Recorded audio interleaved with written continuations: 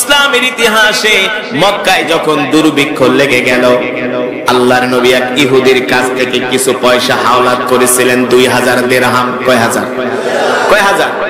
একজন ইহুদি ছিল, তার নাম হলো যায়েদ। দেখেন নবী কত ভালোবাসে। নবীর ঘরে খাবার নাই, কিন্তু তিনি উম্মতের জন্য পাগল।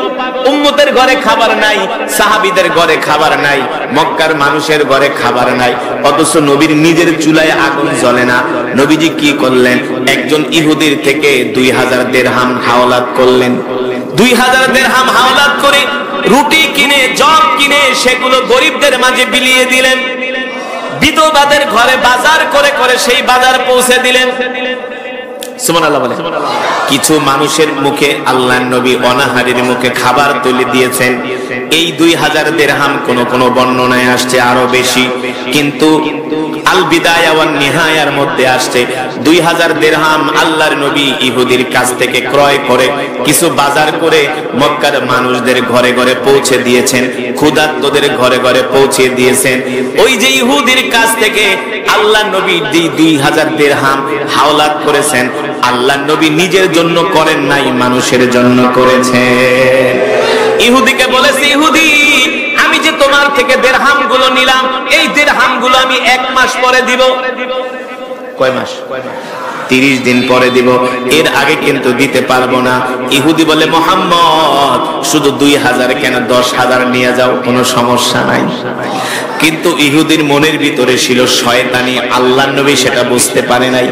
যখন 2000 দিরহাম হাওলাত দিয়েছে, 2 দিন পরে আল্লাহর নবী জানাজার নামাজ পড়ার জন্য গিয়েছেন। সাথে ছিলেন রাসূলের সাহাবী হযরত আবু বকর, সাথে ছিলেন রাসূলের সাহাবী হযরত ওমর। এমন বড় বড় সাহাবীদেরকে নিয়ে আল্লাহর নবী জানাজার নামাজ আদায় করতে গিয়েছেন। যখন জানাজার নামাজ আদায় করে বাড়ির দিকে ফিরতেছেন, ইহুদি তার লোকজন নিয়ে রাস্তায় দাঁড়াইছে। রাস্তায় দাঁড়িয়ে বলে, ইয়া মুহাম্মদ তাআলাও তাল হিনা, এ মুহাম্মদ এদিকে আসো, তোমার সাথে কথা আছে। আল্লাহর নবী মুস্কি হাসি দিয়া বলে, ইহুদি কি বলবা? বলে, মুহাম্মদ তুমি যে আমার থেকে 2 দিন আগে 2000 দিরহাম হাওলাত নিছো, এই অর্থটা এখনই দিতে হবে। ইহুদিরা কিন্তু আগের থেকে অনেক বড় শয়তান জাতি, ওরা আগের থেকেই দুষ্ট জাতি। এই কারণে আল্লাহর নবী ইহুদিদেরকে লানত করেছেন, বদদোয়া দিয়েছেন। আল্লাহর নবী সময় নিয়েছিলেন কয় দিনের? কয় মাস? মক্কায় দুর্ভিক্ষ লেগে গেছে, মানুষের ঘরে খাবার নেই, অথচ আল্লাহর নবীর ঘরেও খাবার নাই। নিজের ঘরের কথা চিন্তা না করে তিনি মানুষের মাঝে খাবার বিলিয়ে দিয়েছেন। সুবহানাল্লাহ বলেন। অথচ নবীজি ক্ষুধার্ত। নবীজি ইহুদি ডাক দিয়া বলে, মুহাম্মদ আতিনি দিরহামান, আমার দিরহামগুলো ফেরত দাও। আল্লাহ নবী বলে, ইহুদি রে, আমি তোমার কাছ থেকে যে 2000 দিরহাম নিয়েছি, সময় নিয়েছিলাম 1 মাস, মাত্র হয়েছে 2 দিন, আরো বাকি আছে কয়দিন? কয়দিন? ইহুদি বলে, না মুহাম্মদ, 28 দিন 28 দিন বুঝি না, এখনই আমাকে আমার অর্থ ফেরত দিতে হবে। আল্লাহর নবী বলে, এ ইহুদি, আমার হাতে তো এখন অর্থ নাই, আমি তোমাকে কোত্থেকে দিব? এই কথা শোনার পরে ইহুদি আল্লাহর নবীকে যা তা তোলে গালাগালি শুরু করেছে, নাউজুবিল্লাহ। এক পর্যায়ে বলে, মুহাম্মদ, এ মুহাম্মদ, তুমি মানুষেরটা খেতে পারো, মানুষকে খাওয়াইতে পারো না, নাউজুবিল্লাহ। ইহুদি বলে, আমি তোমাকে ভালো করে চিনি, তুমি না আব্দুল মুত্তালিবের বংশধর, তুমি না তার রক্ত। আল্লাহর নবী বলে, এই ইহুদি, মুখ সামলায় কথা বল। আমি যে তোর থেকে যে 2000 দিরহাম নিয়েছি, আমার নিজের জন্য না, মানুষের ঘরে ঘরে খাবার পৌঁছে দিয়েছি, ঠিক কিনা বলেন? কিন্তু তোমার থেকে আমি 1 মাসের সময় নিয়েছি, 1 মাস পরে আমি তোমার অর্থগুলো ফেরত দিব। ইহুদি রাস্তায় দাঁড়ায় বলে, মুহাম্মদ, আমার অর্থ যদি এখন না দাও, আমি তোমাকে 1 কদম সামনে আগাতে দিব না। জোরে বলেন নাউজুবিল্লাহ। এই দৃশ্যগুলো দাঁড়িয়ে দাঁড়িয়ে রাসূলের সাহাবীরা দেখতেছেন। সাথে ছিলেন হযরতে ওমর। কে ছিলেন? কে ছিলেন? ওমরকে যাকে বলা হয় মেজাজে ওহী, যেই ওমরকে দেখলে ইবলিস শয়তান পর্যন্ত রাস্তা পরিবর্তন করে ওমরের ভয়ে। সেই ওমর দূর থেকে দাঁড়ায় দাঁড়ায় দাঁত কামড়াইতেছে আর বলে, এই ইহুদি, তোর এত বড় সাহস, খাত্তাবের ছেলে ওমরের সামনে দাঁড়ায় তুই নবীকে অপমান করস, তোর এত বড় সাহস। আল্লাহ নবী যদি আমাকে নির্দেশ দেয় তরবারি দিয়ে তোর কল্লাটা আমি দ্বিখণ্ডিত করে দিতে পারি। তুই কি জানোস কার সামনে দাঁড়ায় আল্লাহ রাসূলের সাথে বেয়াদবি করছস? ইহুদির উদ্ধত্ত আরো বেড়ে গেছে। আল্লাহ নবীকে বলে, মুহাম্মদ অর্থ ফেরত না দিলে এখান থেকে এক কদম সামনে আগাতে দিব না। আল্লাহ নবী মুস্কি হাসি দিয়া বলে, ইহুদি রে, আমার পথ আটকায়ও না, আমাকে যেতে দাও, আমি তোমাকে 28 দিন পরে তোমার অর্থগুলো আমি ফেরত দিব। এই কথা বলার সাথে সাথে দুষ্ট ইহুদি আমার নবীর জামার কালার ধরে এমন ভাবে টান মেরেছে, নবীজি দাঁড়ানো অবস্থা থেকে একেবারে জমিনের মধ্যে পড়ে গেছে। জোরে বলেন নাউজুবিল্লাহ। এই দৃশ্য দেখে হযরত ওমর আর সইতে পারে নাই, দৌড়ে আল্লাহর নবীকে যে ধরছে। ধরার পরে দেখে নবীজির ঘাড় মোবারক লাল হয়ে গেছে।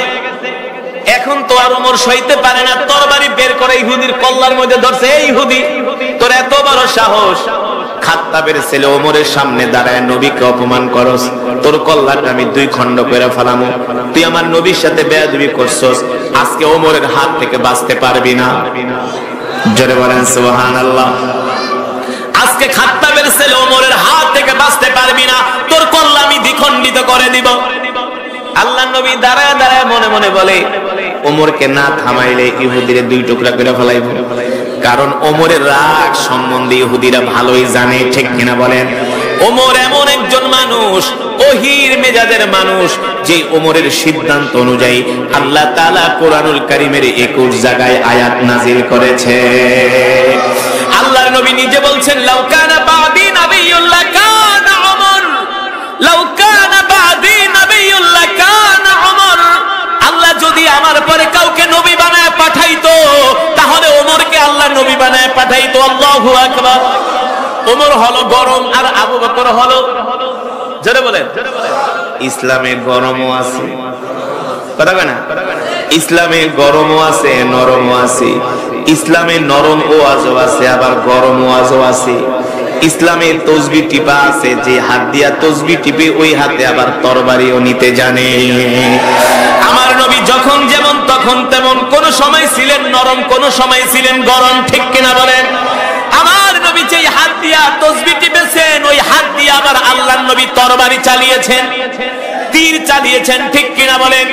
যে হাত দিয়া আল্লাহর নবী মোনাজাত দিয়েছেন, ওই হাত দিয়া কাফেরদের বিরুদ্ধে লড়াই করেছেন। সুতরাং যারা বলে ইসলামে গরম নাই, ওরা কোরআন হাদিস জানে না।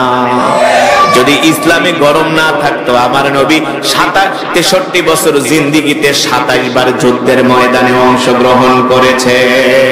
কতবার 27 বার আমার নবী যুদ্ধের ময়দানে অংশগ্রহণ করেছে। আর কিছু মূর্খ আছে, ওরা গরম ওয়াজ শুনলে কয় ইসলামে এমন গরম ওয়াজ আছে নাকি? আরে তুমি গরম ওয়াজে কি শুনেছো, কি দেখেছো?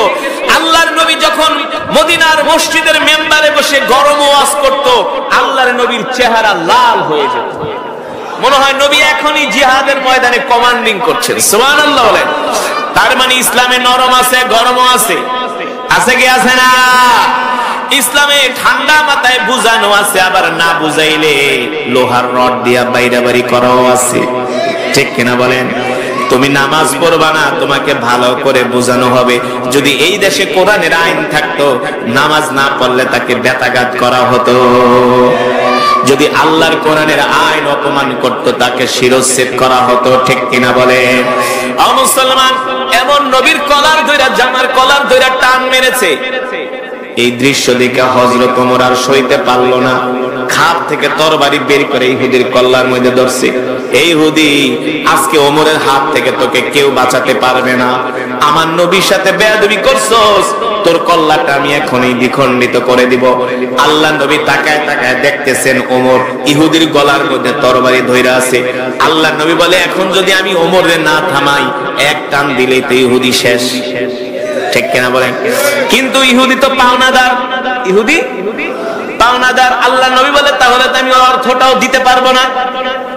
আল্লাহ নবী দৌড়ায় যে ওমরকে বলে, ওমর কিফ, ওমর থামো থামো, এই ওমর তুমি ইহুদির কল্লার মধ্যে তরবারি ধরছো কেন? ওমর ডাক দিয়ে বলে, আল্লাহ নবী শুধু তরবারি না, নির্দেশ দেন ওর কল্লাটা আমি দেহ থেকে বিচ্ছিন্ন করে দিব। আওয়াজ থেকে সুবহানাল্লাহ। আল্লাহর নবী দৌড়ায় আসছে, ওমর এটা কি করো? ওগো নবীজি, আমি ছিলাম একজন মূর্তি পূজক, আপনার হাতে হাত রেখে কালেমা পড়ে মুসলমান হয়ে গেছি। মা ছেড়েছি, বাবা ছেড়েছি, মক্কার নেতৃত্ব ছেড়েছি একমাত্র আপনার জন্য। আমার সামনে আপনাকে ইহুদি অপমান করবে, আমি এটা ওমর মেনে নিতে পারি না। আল্লাহর নবী বলে, ওমর হাত নামাও, তরবারি নামাও। এত বড় সাহস তোমাকে কে দিয়েছে? তুমি ইহুদির গলার মধ্যে তরবারি ধরেছো। আল্লাহর নবী ওমরকে ধমকাইতেছেন। আপনি আমি হইলে কি করতাম? কি করতাম? রাগ করতাম। আরে হুজুর, আপনি লেগে আইছি মারামারি করতার, আপনি উল্টা ধমকান, থাকুম না আপনার সাথে। হযরত ওমর শিশু মাসুম বাচ্চার মতো তরবারিটা খাপের মধ্যে ঢুকায়া আস্তে করে দাঁড়ায় আছে। ওমর কান্না করতেছে। আল্লাহ নবী ডাক দিয়া বলে, ওমর তুমি কি আমাকে ভালোবাসো? হযরত ওমর বলে, আনা উহিব্বুকা জিদ্দান। ওগো নবীজি, আমি আমার জীবনের চেয়ে আপনাকে বেশি ভালোবাসি। আল্লাহু আকবার। আর আমরা হইলে রাগ করতাম, ঠিক না?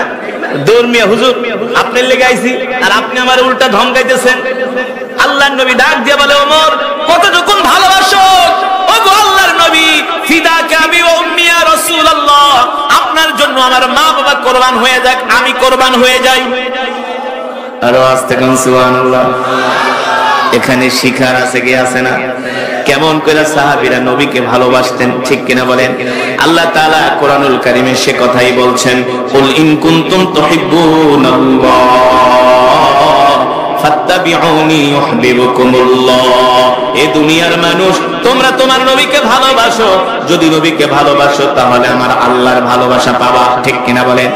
আল্লাহ নবী ডাক দিয়া বলে, ওমর রে, যদি আমাকে ভালোবাসো তাহলে যাও, আমার পক্ষ থেকে আমার ঋণটা পরিশোধ করে দাও। সুবহানাল্লাহ করবেন না? আমরা হইলে কি করতাম? মিয়া এক তো ধমক মারছেন, আবার কোন ঋণ পরিশোধ করতে?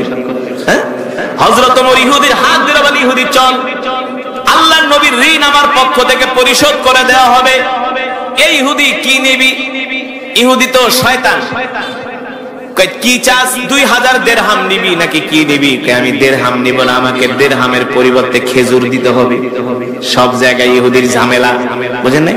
ওমর কয়, ঠিক আছে, আমি গতকালকে নতুন খেজুর পেরেছি আমার গাছ থেকে, চল তোকে আমি খেজুরি দিয়ে দিব। আল্লাহু আকবার।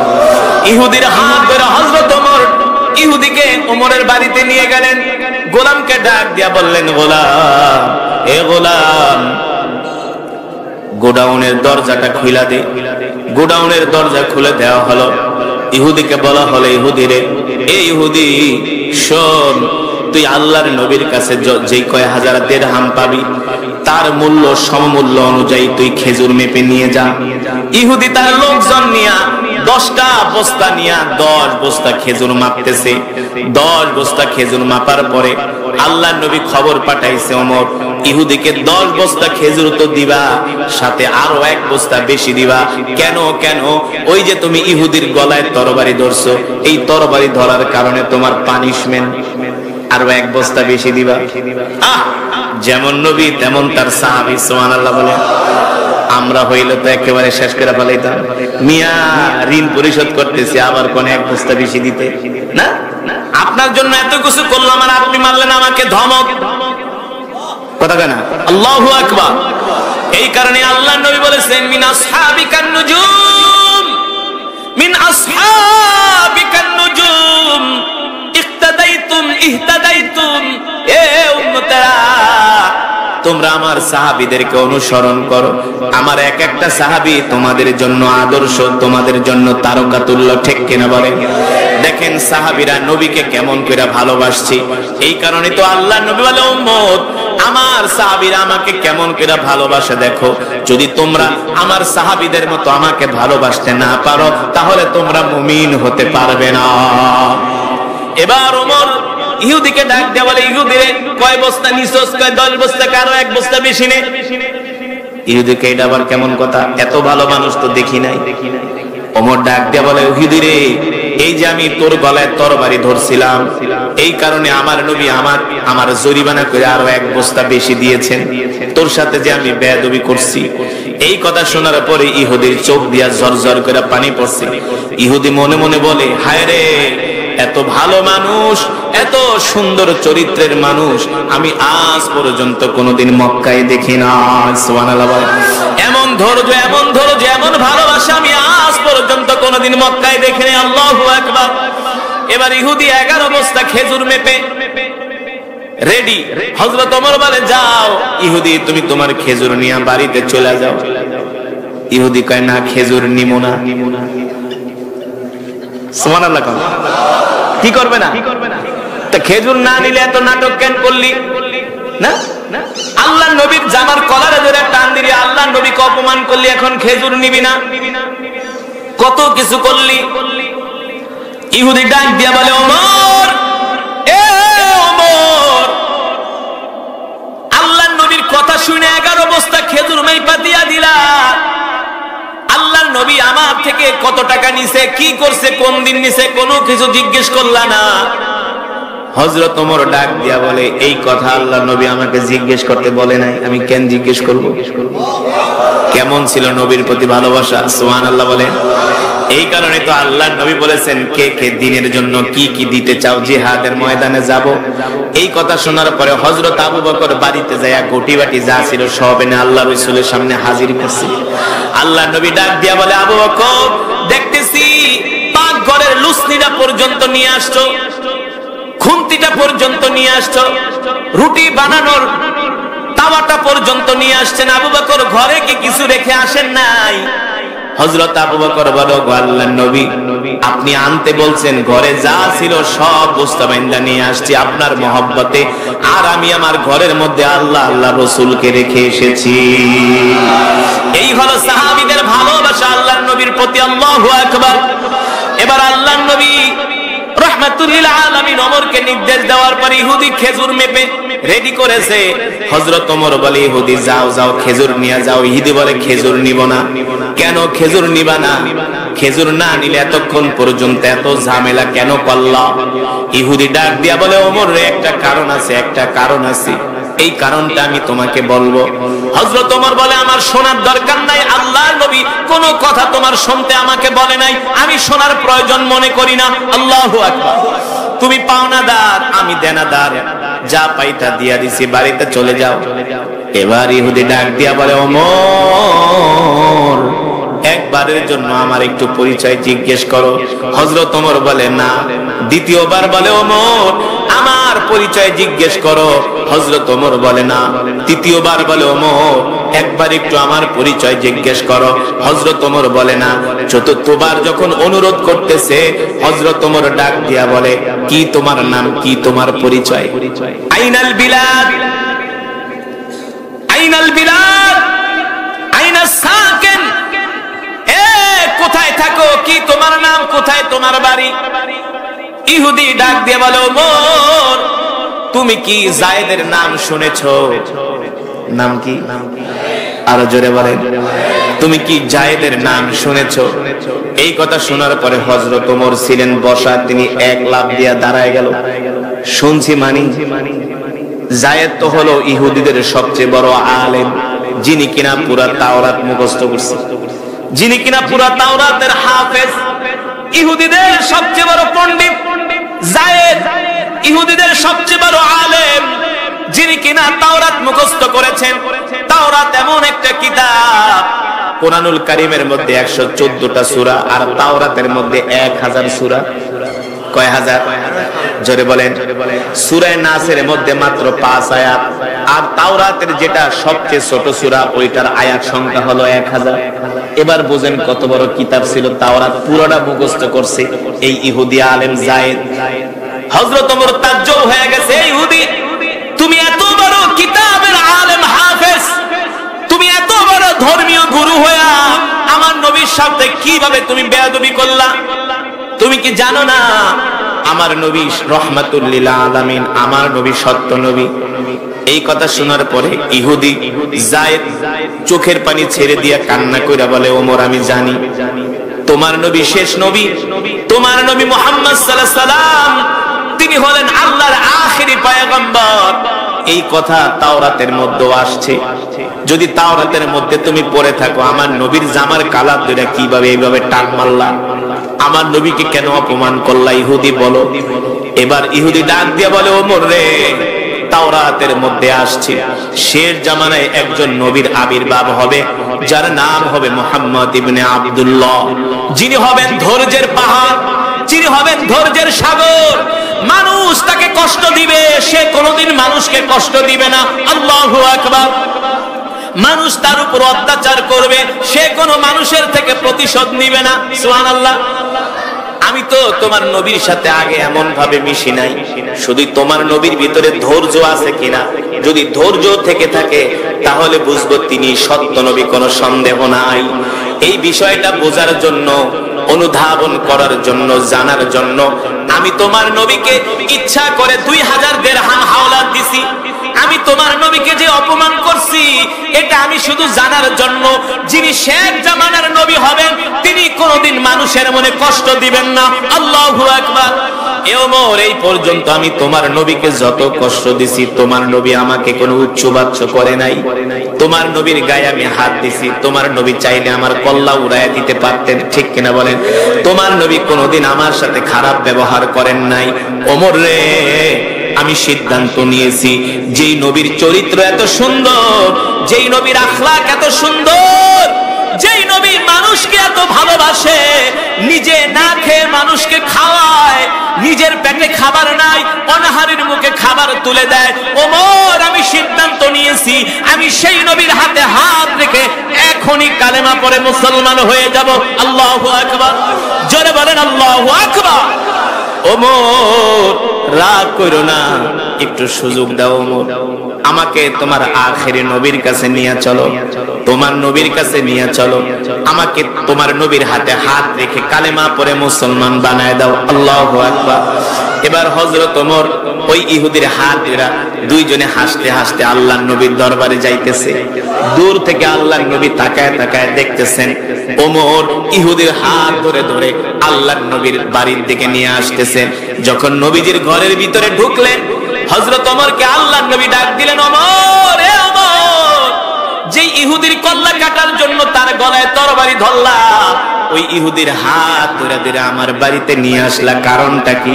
ওমর ডাক দিয়া বলে, ওগো আল্লাহর নবী, বুঝি নাই, বুঝি নাই, আপনি তো সত্য নবী, আপনি তো ধৈর্যের পাহাড় নবী গো। ওই দিন যদি আপনি আমাকে বারণ না করতেন, আমাকে নিষেধ না করতেন, ধমক না দিতেন, আমি জিদ্দের বশ হইয়া, রাগের বশবর্তী হইয়া ইহুদির কল্লা ফেলে দিতাম। যদি ইহুদির কল্লা ফেলে দিতাম তাহলে ইহুদি কোনোদিন কালেমা পড়ে মুসলমান হতে পারতো না, ঠিক কিনা বলে? ঠিক কিনা বলে? এবার আল্লাহর নবী ডাক দিয়া বলে, ওমর, তাহলে যে আমরা ইহুদির সাথে সুন্দর আচরণ করলাম কেমন হলো? কেমন হলো ওমর? আল্লাহর নবী ডাক দিয়া বলে, ওমর, আমি তোমাকে নসিহত করতেছি, বিপদে আপদে সর্ব অবস্থায় ধৈর্য ধরবে, মানুষের উপর রাগ করবে না, ঠিক কিনা বলে? আপনার ভিতরে যদি সবর থাকে, ধৈর্য থাকে, ধৈর্যের মতো এমন পাওয়ারফুল শক্তি যদি আপনার মধ্যে থাকে, আপনার শত্রু আপনার বন্ধুতে পরিণত হবে। হযরত ওমর যদি তরবারি টান দিতেন ইহুদি দুনিয়ার জমিন থেকে বিদায় হয়ে যেত, ইহুদি আর কালেমা পড়ে মুসলমান হওয়ার সুযোগ পেত না, ঠিক কিনা বলে? আল্লাহর নবী ধৈর্য ধরার কারণে একজন নিকৃষ্ট ইহুদি তিনি কালেমা পড়ে মুসলমান হয়েছে। সবরের ধৈর্যের এত মর্যাদা। আল্লাহর নবীর কাছে একজন বেদুইন সাহাবী আসছে, এসে বলে, নবীজি, আমি মদিনা থেকে প্রায় 200 কিলোমিটার দূর থেকে এসেছি, আপনি আমাকে কিছু নসিহত করেন, বয়ান করেন, ওয়াজ করেন। আল্লাহর নবী ওই সাহাবীকে ডাক দিয়া বললেন, ইসবির ওয়ালা তাগদাব, রাগ করবা না আর বিপদে আপদে ধৈর্য ধরবা। সাহাবী বলে, নবীজি মাত্র 2টা বয়ান করলেন আমাকে। আল্লাহর নবী বলে, সাহাবী শোনো, এই 2টা বয়ানের উপরেই যদি তুমি আমল করতে পারো আল্লাহ তোমার জন্য জান্নাতের দরজাগুলো খুলে দিবে। এই কারণে মুসলমান, আজকের মাহফিল থেকে আমরা কি শিখব? বিপদে আপদে বালা মুসিবতে আমরা সব সময় ধৈর্য ধরব, ধৈর্য ধারণ করব, ঠিক কিনা বলেন? কেন ধৈর্য ধরব? যারা মুমিন, আল্লাহ তাআলা মুমিনদের উপরে অনেক সময় বালা মুসিবত দিয়া, বিপদ আপদ দিয়া মুমিনদেরকে আল্লাহ পরীক্ষা করেন, ঠিক কিনা বলেন? ওয়ালা নাবলুওয়ান্নাকুম বিশাইইম মিনাল খাউফি ওয়াল জু'i ওয়া নাকসিম মিনাল আমওয়ালি ওয়াল আনফুসি ওয়াস সামারাত ওয়া বাশশিরিস সাবিরিন আল্লাযীনা ইযা আসাবাতহুম মুসিবাহ ক্বালু ইন্না লিল্লাহি ওয়া ইন্না ইলাইহি রাজিউন। আল্লাহু আকবার। আল্লাহ রাব্বুল আলামিন বলেন, নবী দুনিয়ার মানুষদেরকে বলে দেন, আমি আল্লাহ মাঝে মাঝে মুমিনদেরকে পরীক্ষা করি, বিপদ দেই, রোগ দেই, অসুখ দেই, বালা মুসিবত দেই। আমি তাদের সন্তানগুলো নিয়ে যাই, ক্ষেতের ফসল নষ্ট করে দেই, আমি তাদেরকে রিজিকে কষ্ট দেই। মাঝে মাঝে এমন পরীক্ষা কইরা আমি মুমিনদের ঈমান যাচাই করি।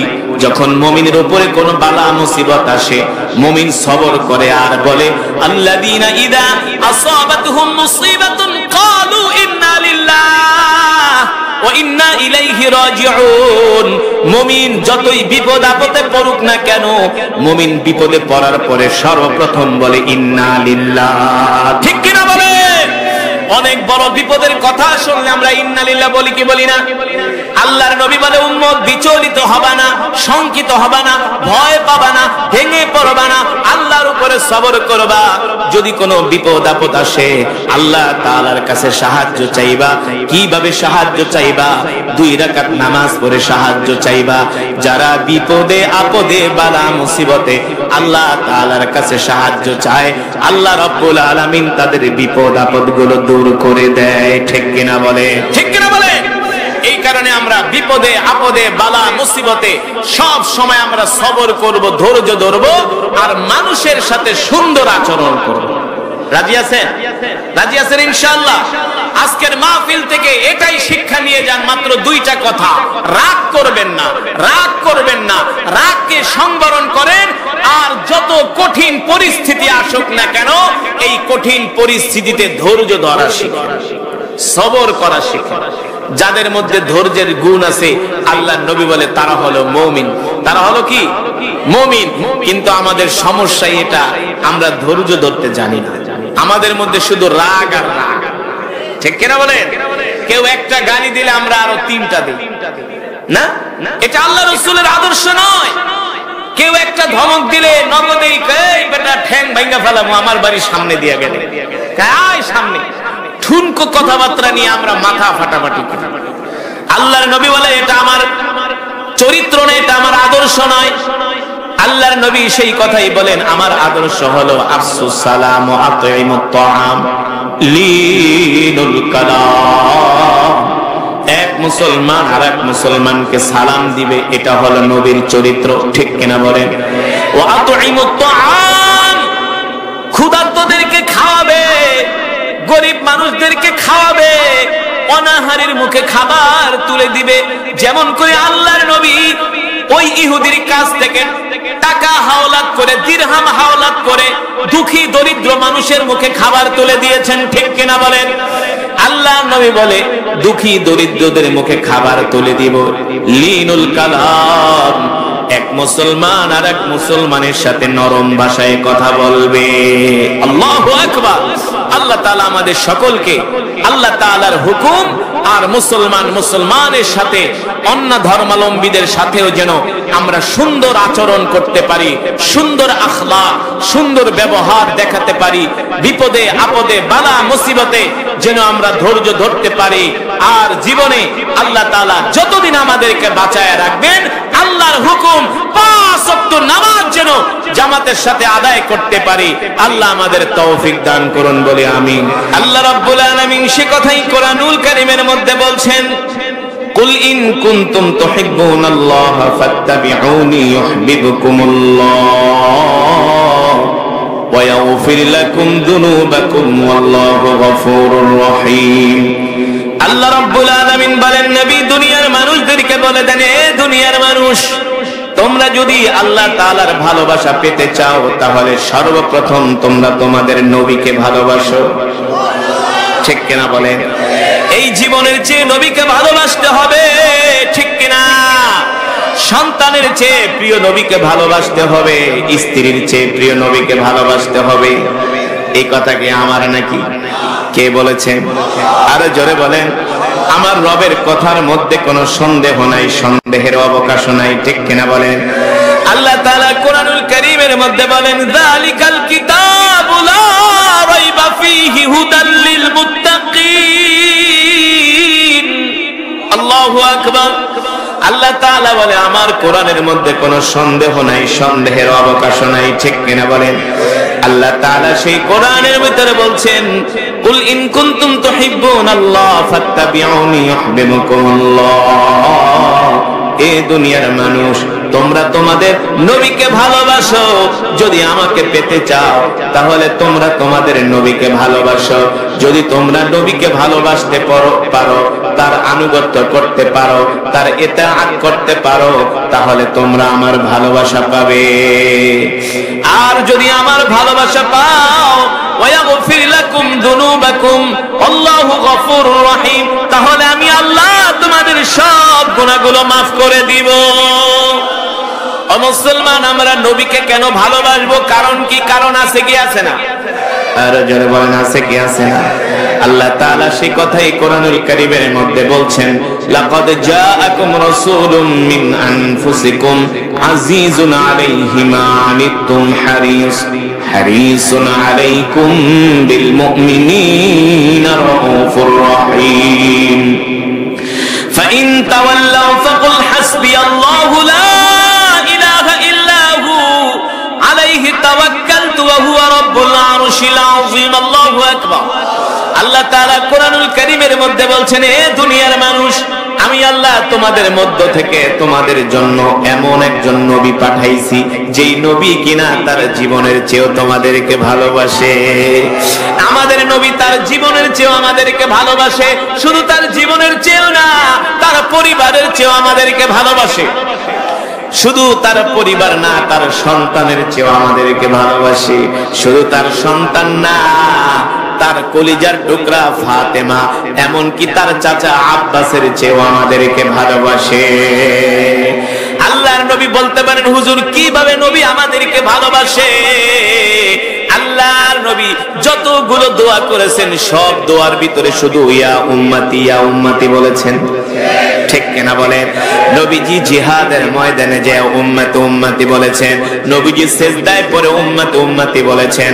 আল্লাহ তাআলা কোরআনুল কারীমে সেই কথাই বলছেন, আমি তোমাদের মধ্য থেকে তোমাদের জন্য এমন একজন নবী পাঠাইছি, এই নবী তোমাদেরকে কেমন ভালোবাসে জানোনি? যদি তোমরা কোনো কষ্ট পাও, তোমাদের নবীও কষ্ট পায়। আল্লাহু আকবার। আল্লাহ তাআলা সেই কথাই কোরআনের ভিতরে বলছেন, তোমাদের নবী তোমাদেরকে কেমন ভালোবাসে জানোনি? যদি তোমরা কোনো ব্যথা পাও, তোমার নবীও ব্যথা পায়। সুবহানাল্লাহ বলেন। তাহলে তার মানে কি নবী আমাদেরকে মায়ের চেয়েও ভালোবাসে, বাবার চেয়েও ভালোবাসে, ঠিক কিনা বলেন? শুধু এখানেই নয় রে মুসলমান, ও যুবক ও বৃদ্ধ বাবারা, মা বোনেরা, ভালো করে শুনে রাখেন, এই দুনিয়ার জমিনে যদি আপনি আপনার সব কিছুর চেয়ে আল্লাহর নবীকে ভালোবাসতে না পারেন, তাহলে আপনি মুমিন হতে পারবেন না, জান্নাতেও যেতে পারবেন না, ঠিক কিনা? তাহলে সেই নবীকে সবকিছু দিয়ে ভালোবাসতে হবে কি হবে না? নামাজ 5 ওয়াক্ত পড়বেন তো? কয় ওয়াক্ত পড়বেন? 3 ওয়াক্ত, 4 ওয়াক্ত? ফজর বাদ দিয়া কয় ওয়াক্ত পড়বেন? হাত উঠে আল্লাহকে দেখান। কয় ওয়াক্ত পড়বেন? হাত সোজা করেন, সোজা করেন তীরের মতো, ডাক দিয়া বলেন ইয়া আল্লাহ। আরো জোরে বলেন ইয়া আল্লাহ।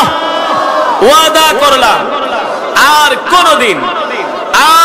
কোনদিন নামাজ ছেড়ে দিব না, নামাজ ছেড়ে দিব না। আল্লাহ আমাদের কবুল করে নেন। হাত নামান। 5 ওয়াক্ত নামাজ পড়বেন জামাতের সাথে ইনশাআল্লাহ। আজকের মাহফিলে যারা আসছেন সকলেই এক খতম করে করে কোরআনুল কারীমের সওয়াব পেয়েছেন, জানেন? কারণ আমি সূরাতুল ইখলাস 3 বার পড়েছি।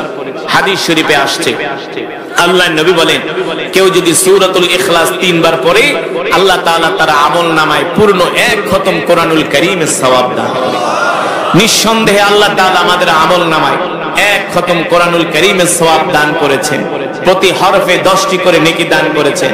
এখন আমরা আমাদের মা বাবা, আত্মীয় স্বজন, পাড়া প্রতিবেশী, অত্র এলাকার গোরস্থানে যত মুর্দেগান শুয়ে আছেন, কবরবাসী শুয়ে আছেন, তাদের জন্য আমরা দোয়া করব, তাদের রূহের মাগফিরাতের জন্য আমরা দোয়া করব। আমরা যদি আমাদের মা বাবার জন্য দোয়া করি, আমাদের ইন্তেকালের পরে আমাদের সন্তানরা আমাদের জন্য দোয়া করবে, ঠিক কিনা বলেন? আমরা যদি আমাদের দাদা দাদির জন্য দোয়া করি, আমাদের ইন্তেকালের পরে আমাদের নাতিপুতিরা আমাদের জন্য দোয়া করবে। আপনি যদি দোয়া না করেন, আপনার মরার পরে আপনার জন্য কেউ দোয়া করবে না। এই কারণে তাদের জন্য দোয়া করতে হবে। তারা কোথায় বসে আছে, আমরা তাদের জন্য কিছু পাঠাই কিনা সে অপেক্ষায় আছে। আসুন আমরা ওয়াজ কমিটির প্রচার সম্পাদক রহম আলী, মরহুম রহম আলী ভাই, তিনি ইন্তেকাল করেছেন। আল্লাহ তাআলা তার কবরকে জান্নাতের উচ্চ মাকাম দান করুন বলে আমিন। আজকের মাহফিলের 5 দিন ব্যাপী মাহফিলের আজকের প্রথম দিন। আজকে কি প্রথম দিন? প্রথম দিনে একটু লোক সমাগম কমই হয়, কিন্তু যেহেতু কালকে শুক্রবার ছুটির দিন, পরের দিন শনিবারও ছুটির দিন, আপনারা একজনে 10 জন করে নিয়ে আসবেন। রাজি আছেন ইনশাআল্লাহ? আরে ওরা যদি ক্রিকেট খেলা, ফুটবল খেলা, সিনেমা দেখার জন্য যদি দাওয়াত দিতে পারে, আমরা কি মাহফিলের জন্য দাওয়াত দিতে পারবো না? দাওয়াত দিব তো ইনশাআল্লাহ। একজন 10 জনকে দাওয়াত দিয়ে নিয়ে আসবো ইনশাআল্লাহ। আল্লাহ তাআলা আমাদের সকলকে কবুল করুন।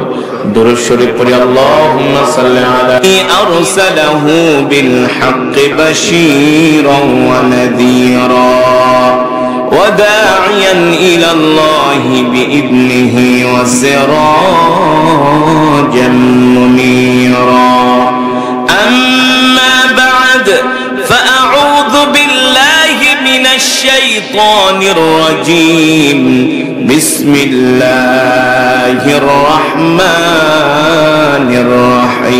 الرحيم قل إن كنتم تحبون فاتبعوني يحببكم الله ويغفر لكم ذنوبكم والله غفور رحيم وقال رسول الله صلى الله عليه وسلم لا يؤمن أحدكم حتى أكون أحب إليه من والده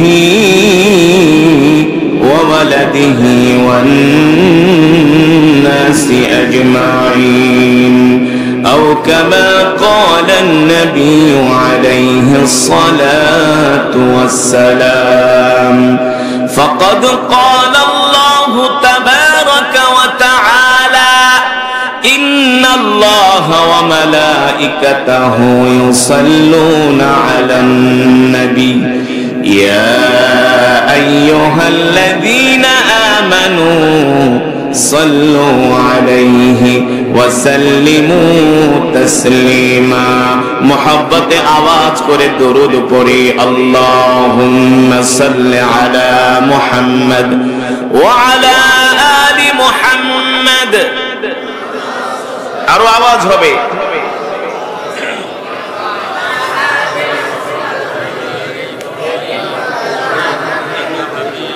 মাশাআল্লাহ। শুনুন, আল্লাহ রাসূল বলছেন যে দুরূদ পড়তে কৃপণতা করে, বখিলতা করে, সে হচ্ছে সবচেয়ে বড় বখিল, কৃপণ। ঠিক কিনা বলেন? দুরূদ পড়তে হবে হৃদয় উজাড় করে। আল্লাহ রাসূলের শানে যদি আপনি একবার দুরূদ শরীফ পড়েন, আল্লাহ তাআলা সাথে সাথে আপনার 10টা গুনাহ মাফ করে দিবেন। সাথে সাথে আল্লাহ তাআলার পক্ষ থেকে 10 বার রহমত নাজিল হবে। জান্নাতে যাওয়ার জন্য আল্লাহ তাআলা 10 কদম পথ এগিয়ে দিবেন। আমরা কি জান্নাতে আল্লাহ রাসূলের কাছাকাছি থাকতে চাই? কে কে চাই? হাত উঠাই, আরো জোরে হাত উঠাই, হাত সোজা করি।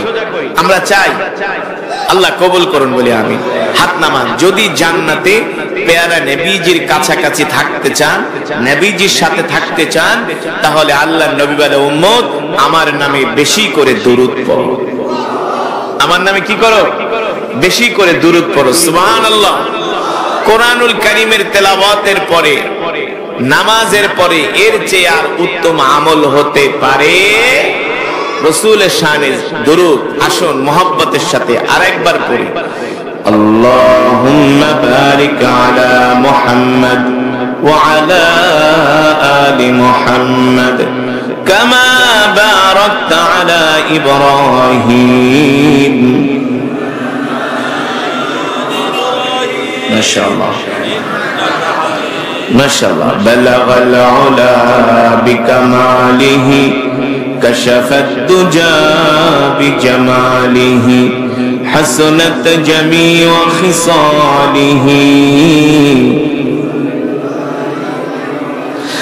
আরবের বুকে মক্কা নগরীতে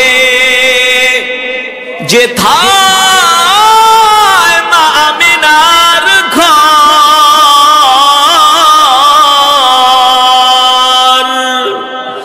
আরবের বুকে মক্কা নগরীতে যেথায় মা আমিনার ঘর, খোদার করুণায় কৌসার হই রহমত ঝরেছে বারংবার। বালাগাল উলা বিকামালিহি হাসনাত জামিউ খিসালিহি। আসুন হৃদয় উজাড় করে মৃত্যুর কথা স্মরণ করে কিছুক্ষণ সময় আল্লাহর প্রেমে পাগল হয়ে জিকির করব, ঠিক কিনা বলেন? আমাদের জিকিরের আওয়াজ শুনে আশেপাশের মানুষগুলো বলবে এখানে কিছু আল্লাহর পাগলেরা বসে আছে। কার পাগল? আর জোরে বলি কার পাগল? ও মুসলমান, আমরা দুনিয়ার পাগল হতে চাই না, আমরা নারীর পাগল হতে চাই না, বাড়ির পাগল হতে চাই না, সম্পদের পাগল হতে চাই না, আমরা আল্লাহর পাগল হতে চাই। মানুষ আমাদের পাগল বলে বলুক, তাতে আমাদের কিছু যায় আসে না, ঠিক কিনা বলে? আসুন সেই মাওলার প্রেমের জিকির করি। লা ইলাহা ইল্লাল্লাহ, লা ইলাহা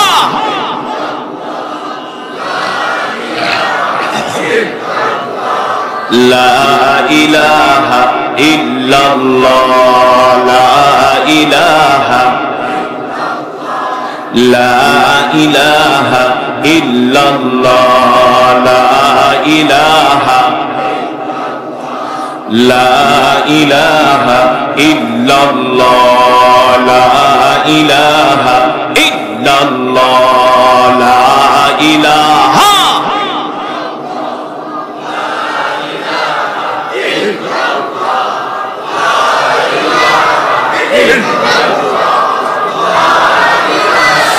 লা ইলাহা ইল্লাল্লাহ মুহাম্মাদুর রাসূলুল্লাহ।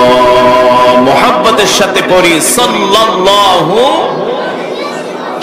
সকলেই বলি আলহামদুলিল্লাহ, আর ঈমানি আওয়াজ দিয়ে বলি আলহামদুলিল্লাহ। আইনতা এলাকাবাসী যুব সমাজের উদ্যোগে 5 দিন ব্যাপী 14তম বার্ষিক তাফসীরুল কোরআন মাহফিল, উক্ত মাহফিলের মান্যবর শ্রদ্ধাভাজন সভাপতি, প্রধান অতিথি দিগার হযরতে উলামায়ে কেরাম, তালাবায়ে ইজম, দূর দূরান্ত থেকে আগত দিনপ্রিয় ইসলাম প্রিয় আমার কলিজার টুকরা যুবক বন্ধুরা, বৃদ্ধ বাবারা, পর্দার অন্তরালে সম্মানিতা মা বোনেরা, সেই মহান রব্বে করিমের দরবারে লাখো কোটি শুকর, যে মহান আল্লাহ তাআলা আমাদেরকে কোরআন ও হাদিসের মজমা জান্নাতের বাগান, এই বাগানে আল্লাহ তাআলা আসার বসার তৌফিক দিয়েছেন, সুযোগ করে দিয়েছেন। সেজন্য আমরা রবের দরবারে শুকরিয়াতান আদায় করি, বলি আলহামদুলিল্লাহ। আমরা যত বেশি আল্লাহ তাআলার শুকর আদায় করব, আল্লাহ তাআলা আমাদের তত বেশি নিয়ামত বাড়িয়ে দিবেন, ঠিক কিনা বলেন? মুসলমান, আলোচনা কি চলবে? কতক্ষণ? জোরে বলেন। মাশাআল্লাহ, অল্প সময় আলোচনা হবে, কিন্তু যতক্ষণ আলোচনা হবে আমরা কেউ ওঠা বসা করব না, জমে জমে বসে বসে আলোচনা শুনবো। আমরা কোরআনের জন্য কিছু সময় কোরবানি করতে রাজি আছি তো ইনশাআল্লাহ? কে কে শেষ মোনাজাত দিয়া বাড়িতে যাব? আল্লাহকে হাত উঠায় দেখায় দেই। লিল্লাহে তাকবীর, লিল্লাহে তাকবীর। বলেন আল্লাহ, আরো জোরে বলি আল্লাহ। আমাদের কবুল করে নেন, আমাদের গুনাহগুলো মাফ করে দেন, শেষ মোনাজাত দিয়া যাবার তৌফিক দেন। হাত নামাই, শেষ মোনাজাত দিয়ে যাবেন তো ইনশাআল্লাহ। এমন একটা আলোচনা হবে যে আলোচনা শুনলে ঈমানের পাওয়ার বেড়ে যাবে। সুবহান